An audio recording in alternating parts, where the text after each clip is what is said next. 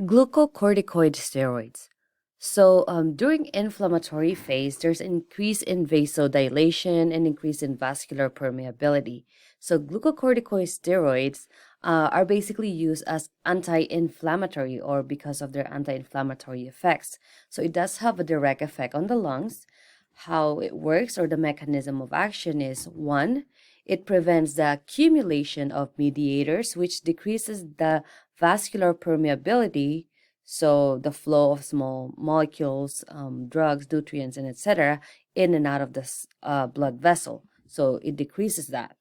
And in addition, it stabilizes cell membrane leukocytes so that inflammation causing substances are not released. And then cell membrane leukocytes releases bronchoconstricting substances. So we don't want that to happen. And lastly, it increases the responsiveness of beta agonists such as albuterol. Now, when it comes to the mechanism of action or how it exactly increase that responsiveness, it's really undetermined, but it's showing to have an effect on that. So for therapeutic effects, it's also good to know that glucocorticoid steroids are in inhaled form. There's also oral or IV form. So in general, it is a potent anti-inflammatory, or it has potent anti-inflammatory effects. In addition, it enhances or replaces the effects of catecholamine, such as the epinephrine, norepinephrine, dopamine, which then will cause smooth muscle relaxation, and it causes bronchodilation and increase in respiratory rate. And again, as mentioned earlier, it does improve the responsiveness to beta agonists. Some indications for this medication: it's used to treat inflammatory processes, including pulmonary, musculoskeletal, neurological. So you'll see it a lot in, let's say, an asthmatic patient, also somebody with arthritis, right, in their joints, and also neurological. So if somebody had a spinal injury or some sort of a brain injury, often you'll see doctors putting them on glucocorticosteroids or steroids. It is also used to control chronic inflammatory processes such as COPD or asthma, and for these specific indications, they're often in the form of oral or inhaled corticosteroids. On the higher doses, it works as a rescue medication, so sometimes that can be used as a form of oral medication and IV, mainly IV push. Some precautions when it comes to glucocorticosteroids is diabetes or hyperglycemia,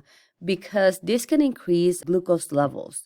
So this promotes glucose production in the liver, and then it reduces the sensitivity of the cells to insulin. Therefore, if somebody's already diabetic or is having problems with hyperglycemia or even just pre-diabetic, we want to be cautious when administering this medication, and we want to take note and make sure we assess, how's their sugar levels, because it can definitely make it worse. It is also important to be cognizant of patients with PUD or peptic ulcer disease, because this impairs tissue repair, which can lead in delayed healing, and then it can also make the peptic ulcers worse.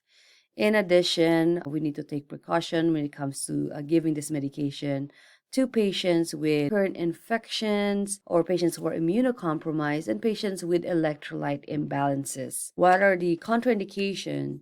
So psychosis. So steroid psychosis is actually quite known, but I think a lot of the providers, they tend to forget to take that in consideration, but this can actually exacerbate psychosis or make it worse.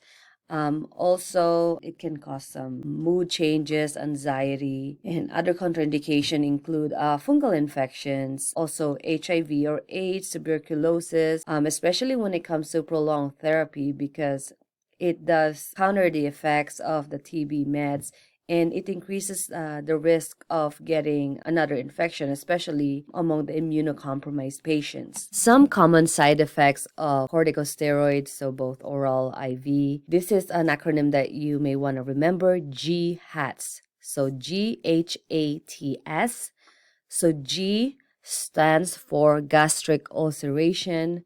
So again, with the gastric mucus production, and it affects gastric bicarb secretion, and so it weakens the mucosal lining in the gut or GI system. And H would be hyperglycemia. Again, as discussed earlier, this can cause an increase in blood sugar.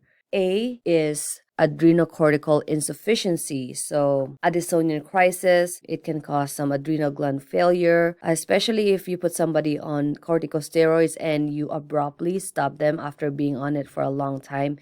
That can cause adrenal cortical insufficiency because the body gets used to it, and so it stops stimulating its own adrenal gland. So we have to be very cautious when it comes to that. Then there's no production of cortisol or aldosterone, which aids in salt and water regulation. T stands for thromboembolism. So patients on glucocorticosteroids are at a higher risk of developing thrombotic events such as DVTs, deep vein thrombosis, or PE, pulmonary embolism. It does also increase, so S, susceptibility to infection. It weakens the immune system. So again, that's why we have to be very careful with patients who are already immunocompromised. And in addition to that, it does cause some anxiety, mood changes. And again, since we know that it can affect the adrenal glands, it does cause some fluid and electrolyte imbalances. It can also cause some hunger. So patients tend to eat a little bit more when they're on glucocorticosteroids. It causes some insomnia. And so it's also important to tell the patients, knowing that it can cause insomnia, that if they can schedule their medication during the daytime, not nighttime, it will benefit them. It will help prevent that side effect. And lastly, osteoporosis, especially in the long-term use of steroids, especially among already the people who are at higher risk of developing osteoporosis, which is commonly postmenopausal women. So it does cause changes to the connective tissues. So the inhaled form of corticosteroids, it can cause some oral or throat irritation, and it can also cause fungal infection or oral candidiasis. So it is important to instruct them to rinse their mouth after administering that medication. And in addition, another common side effect would be coughing. Some nursing actions when administering this medication is monitoring for therapeutic and side effects. As always, right? We want to check if this medication is working. And in addition, we also want to check if the patient is experiencing any side effects. Knowing that it can increase blood sugar levels, then we want to follow or monitor the glucose levels closely. We want to ensure that if the patient is on glucocorticosteroid, that the patient is on a GI protection or something to help with the stomach acidity to hopefully prevent gastric ulceration, and making sure that the medication is being tapered, especially if the patient is on the medication for more than 5 to 7 days, or they're on higher dose glucocorticosteroid medications. Patient education, again, this medication is a medication that cannot be stopped abruptly, especially when they're on a long-term corticosteroid. So it is important to taper because it can lead to Addisonian crisis or severe adrenal insufficiency, and that can be an emergency. In addition to that, again, we have to remind our patients to rinse their mouth after the inhaled dose. And sometimes when it comes to our diabetic patient, we may need to increase their dosing of their medications or even frequency to better control their glucose, especially because we know that this medication can increase glucose levels. Also, again, as mentioned earlier, it's important to educate the patients regarding the possible side effects, which include problems with sleeping and mood changes. Some examples of drugs in this class. So we have oral and inhaled and parenteral or IV. So on the oral, we have the decadrone or dexamethasone, deltasone or prednisone. So this is one of the most commonly prescribed ones. And then we have the Medrol dose pack. So the one that you have to remember is deltasone or prednisone. On the inhaled ones, inhaled form of glucocorticosteroid, we have Flovent or fluticasone. We also have the nasal, which is the Flonase, is also fluticasone. We have Pulmicort or budesonide, Qvar or beclomethasone.